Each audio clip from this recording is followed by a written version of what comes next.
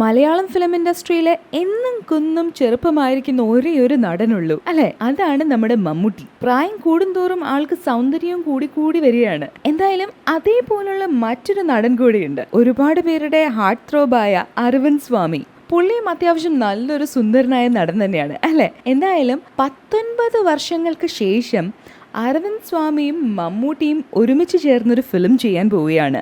ബാലയാണ് ഈ film direct ചെയ്യുന്നത്. ഇതൊരു തമിഴ് മൾട്ടി സ്റ്റാറർ ഫിലിമാണ്. ഈ ഫിലിമിലാണ് മമ്മൂട്ടിയും അരവിന്ദ് സ്വാമിയും ചേർന്ന് അഭിനയിക്കുന്നത്.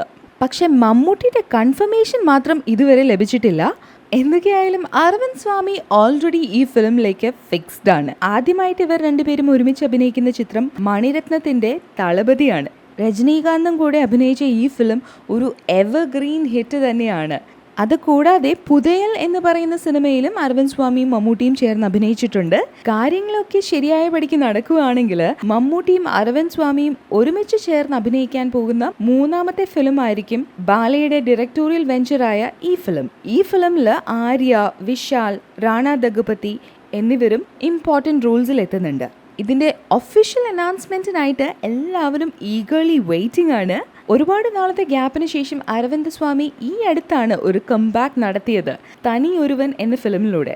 മമ്മൂട്ടിയാണെങ്കിൽ തൻ്റെ ഏറ്റവും പുതിയ പ്രോജക്റ്റായ പുതിയ നിയമത്തിൻ്റെ ഷൂട്ടിംഗ് തിരക്കിലും അതിൻ്റെ റിലീസ് തിരക്കിലും ഒക്കെയാണ്.